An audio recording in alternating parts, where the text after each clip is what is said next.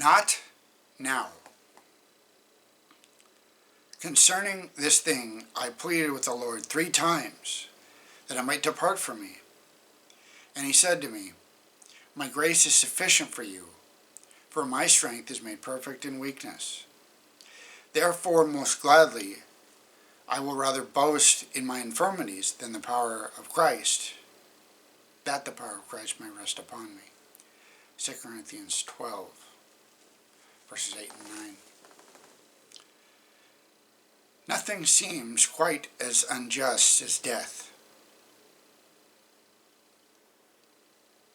Theoretically, Christians understand that it is just.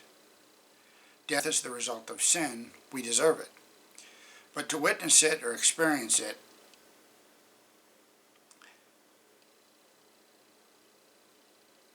that is a moment when it seems patently unfair. You spend your life accomplishing things, improving your skill set, building your knowledge, and then it all disappears into the grave. Although, an example that I've lived to see several times in the past, and I'm seeing currently again, there are some cases, like with terminal illness, where death is, I don't know if benefit's the right word, but certainly bittersweet, because it's an end to suffering.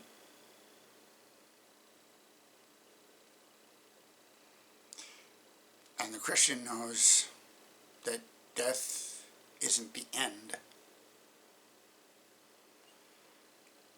It's the end of the chapter, not the end of the book.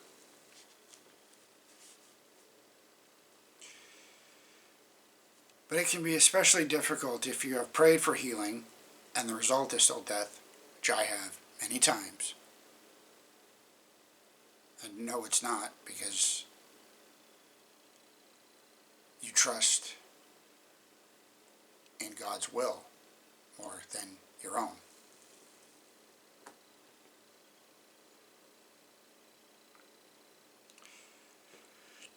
Over the course of more than 2 decades, the author has seen some spectacular answers to prayer. Tumor disappears, deformity corrected. Man who wakes up from an unexpected coma. I've seen that as well. In my own family, in my church family. There's a gentleman who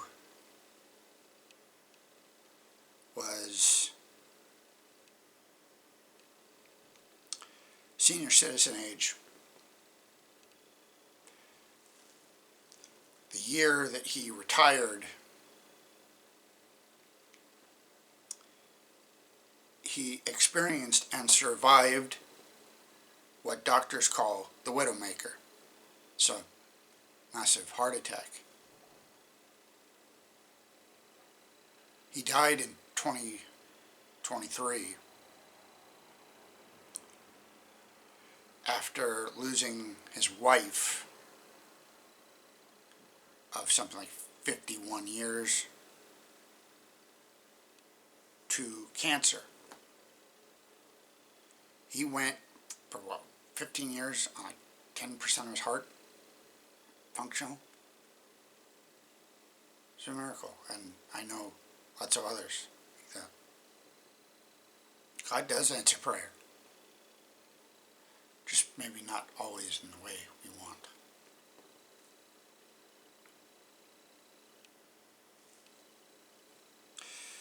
But I've also seen prayers that appear to go unanswered.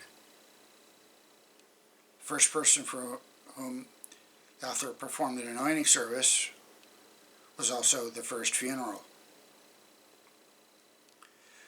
We did not seem to get the answer you were looking for.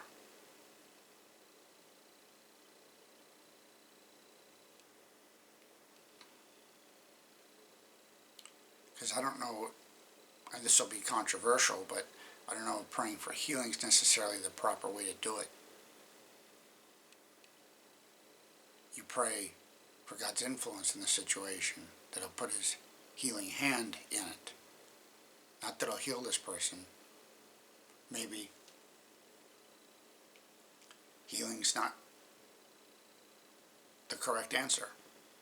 In my case, it wasn't, in terms of curing, but I was never as bad ultimately as what was initially projected.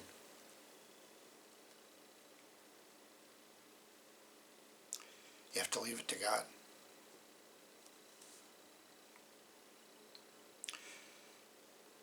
When you pray for healing and it does not happen when you would like, it is tempting to think that perhaps something is wrong with your prayer life, or perhaps that there's even something wrong with you.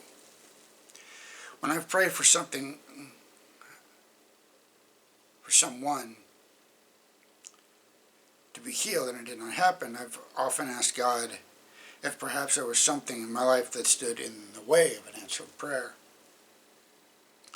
It is important to understand that God says, not now, sometimes. The promise of healing is guaranteed.